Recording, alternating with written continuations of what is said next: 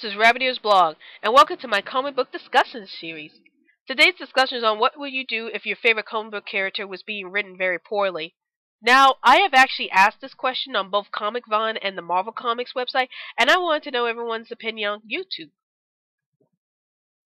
It's nothing out of the ordinary if a comic being written poorly, since it's mainly caused by the constant switching of writers or the company's decision to make the characters change.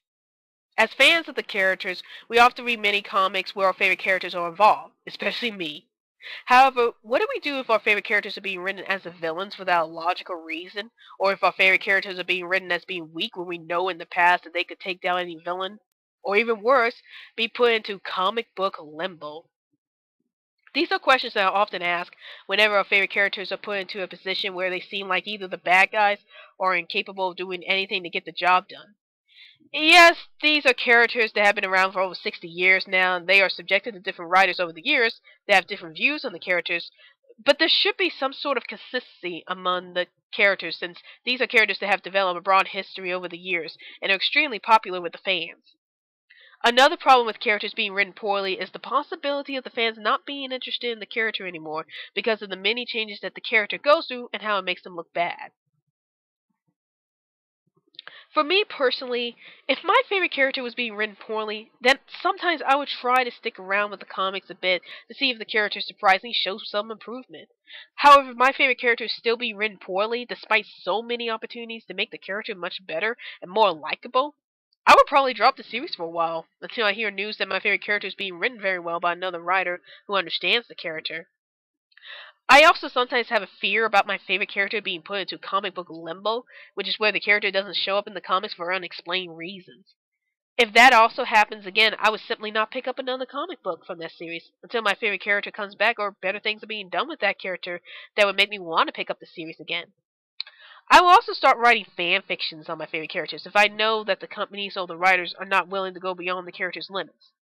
I don't really expect the comic companies to read my fan fictions or anything like that, but writing fan fictions of my favorite characters make me feel a little better about forgetting what is really going on with my favorite characters and allow me to express my expectations for my favorite characters. I will also tend to forget about the bad moments of my favorite characters if another writer comes by and makes the character better again. An example of my favorite character being written a tad poorly is Colossus from X-Men. Now, that can vary a bit from different fans, but here's my take from this.